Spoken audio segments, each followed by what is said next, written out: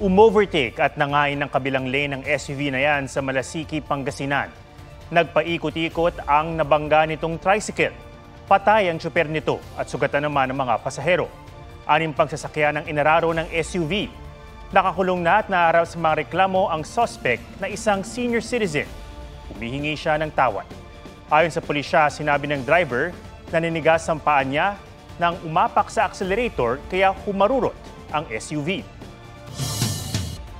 Signal number 4 ngayon sa Batanes dahil sa super bagyong Leon.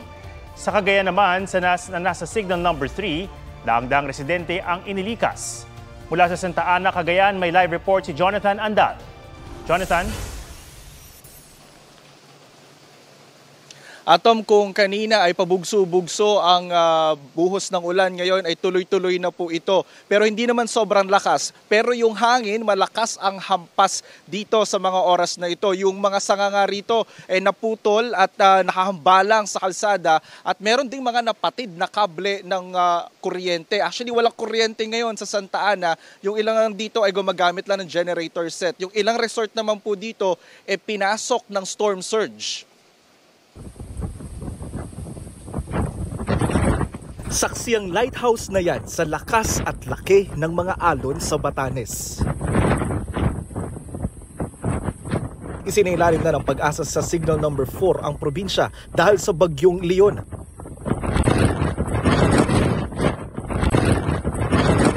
Ayon kay Governor Mari Locaico, tuloy-tuloy ang pag-ulan at kalaban din nila ang napakalakas na hangin. At sa kauna-unahang pagkakataon, umabot sa 100 pamilya ang nasa evacuation center. Problema ang paubos ng family food packs. Sa bayan ng Santa Ana sa Cagayan, ramdam din ang malakas na ulan at hangin. Mahigit 700 na ang inilikas mula sa coastal barangays.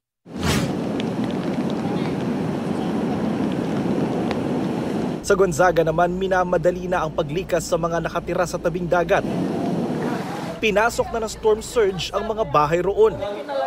Actually, isang pamilya lang dapat yung target i-rescue ng mga rescuer dito. Pero nagulat sila pagdating nila dito, yung tubig, umabot na. Tubig dagat po ito, pumasok sa mga bahay at yung mga residente, pinapara sila, nagpaparescue. Ngayon lang po ba nangyari yan? Umabot dito yung dagat sa bahay ninyo? Opo, sir. Malaki ang tsansa pong tataas pa, sir. Kasi ang projection po is from 2 to 4 meters. May ibang sinira na ang bakod ng kanilang mga bahay para mailabas ang tubig. Habang may ilang nagsasaka pa rin kahit masama na ang panahon. May ilang ayaw ding lumikas. Ang mga nag-evacuate sa mga tent sa gym muna nananatili. Marami rin ang nag-evacuate sa bayan ng Kalayan. Sa bayan ng Bagao, ang mga lumikas noong Bagyong Christine, balik evacuation center. Sa Tuguegarao City, higit 1 linggo nang di makauwi ang mga lumikas sa Bagyong Christine. Pagtitiyak ng lokal na pamahalaan, sapat pa ang pagkain at non-food items ng probinsya. Pero matapos ang Bagyong Julian, Christine at ngayong Super Typhoon Leon, ubos na ang calamity fund ng Cagayan. Sa Tuba Benguet, pabugso-bugso na ang hangin at ulan. Makapal na rin ang hamog sa ilang lugar. Sa Marcos Highway, paakyat ng Baguio City, halos mag-zero visibility. Malakas na rin ang ulan sa Occidental Mindoro, kaya ang mga magsasaka sa bayan ng Santa Cruz, double time sa pag-aani. Nagpapakawala naman ng tubig ang 3 dam sa Hilagang Luzon.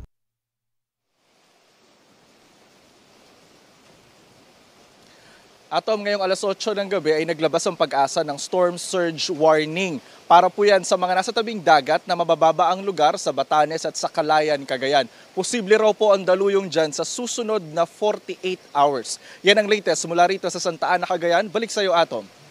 Maraming salamat, Jonathan Andal. Umaasa ang mga kaanak ng napatay sa drug war na uusad na ang kanilang reklamo laban kay dating Pangulong Duterte kasunod ng mga pahayag nito sa Senado. Pero pwede nga bang mapanagot sa ilalim ng batas ang dating Pangulo?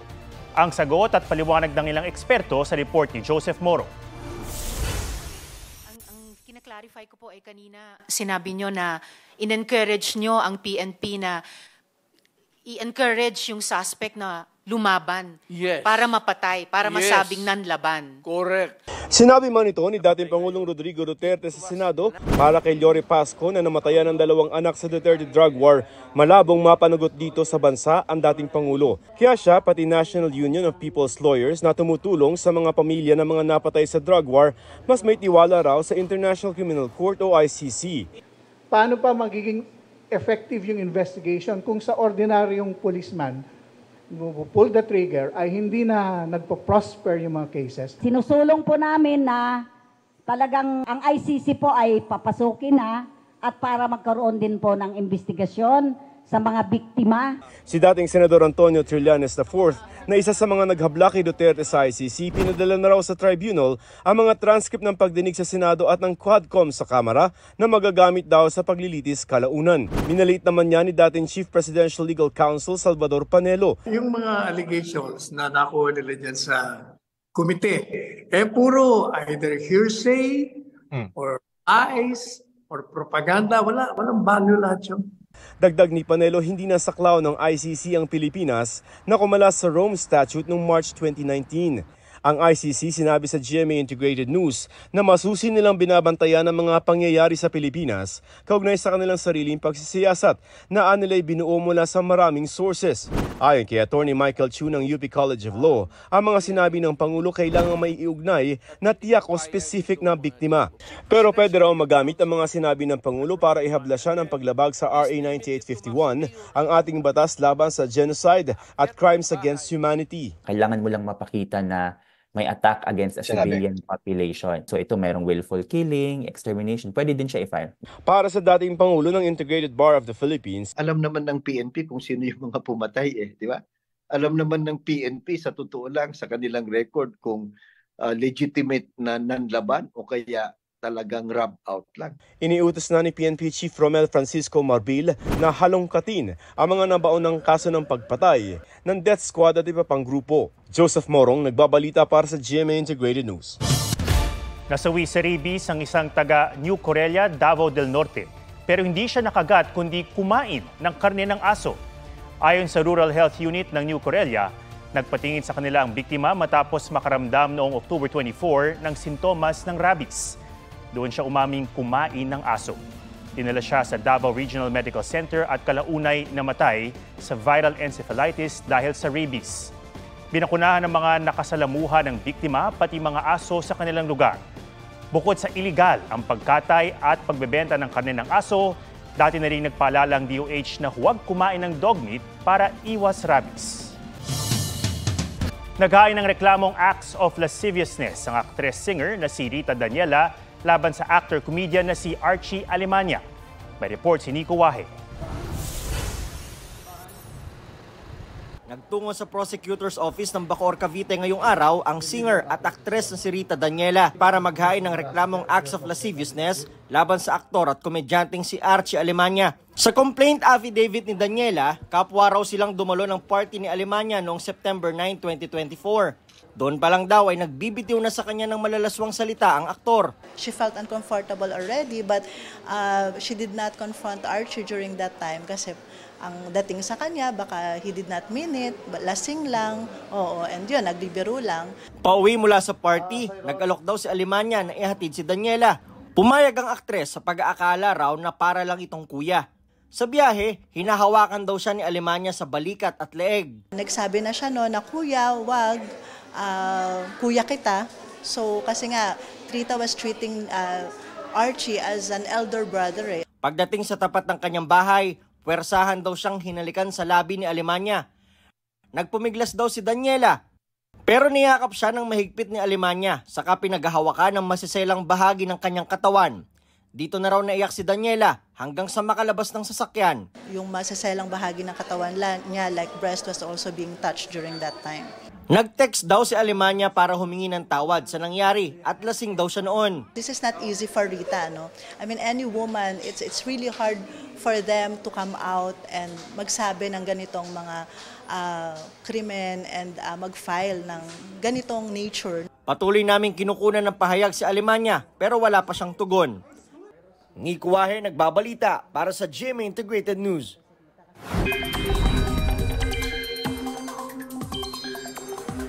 Signal number 5 na sa ilang bahagi ng Batanes dahil sa Super Typhoon Leon. Base sa 11 p.m. bulletin ng Pag-asa, signal number 5 sa north at eastern portions ng Batanes. Signal number 4 sa nalalabing bahagi ng Batanes, signal number 3 sa eastern portion ng Babuyan Islands at northeastern portion ng mainland Cagayan. Signal number 2 sa mga natitirang bahagi ng Babuyan Islands at mainland Cagayan, gayon din sa northern portion ng Isabela, Apayao, Kalinga, northern portion ng Abra at Ilocos Norte. At signal number 1 sa nalalabing bahagi ng Isabela, Quirino, Nueva Vizcaya, natitirang bahagi ng Abra, Kalinga, Mountain Province, Ifugao, Benguet, Ilocos Sur, La Union, northern at central portions ng Pangasinan, north at eastern portions ng Nueva Ecija, northern at central portions ng Aurora. Huling namataan ng mata ng Super Typhoon Leon, 140 kilometers east ng Basco, Batanes. Taglay ang lakas ng 185 kilometers per hour malapit sa sentro at bugsong aabot ng 230 kilometers per hour. Hindi inaalisan siya sang tumama rin sa Batanes ang bagyo. Dahil din sa bagyo, magiging maalon sa ilang baybayin sa malaking bahagi ng Luzon.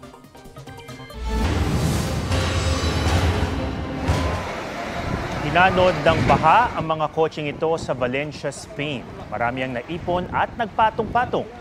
Kabi-kabila ang pinsala ng matinding ulan sa eastern Spain mula noong Martes. Di bababa sa 62 ang nasawi sa pagbahang pinakamapaminsala sa loob ng 3 dekada.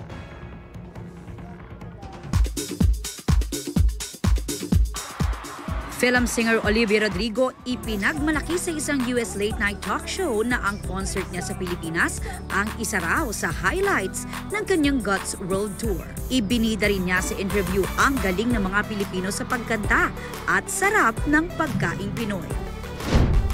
Olivia Rodrigo at K-pop superstar 17, kabilang sa star-studded headliners ng isang Mexican music festival next year. K-pop group na ENHYPEN magbabalik Pinas next month para sa isang fun meet. Matapos ma-engage last year, American actor Channing Tatum at Zoe Kravitz napapabalitang hiwalay na. Aubrey Carampel nagbabalita para sa GMA Integrated News.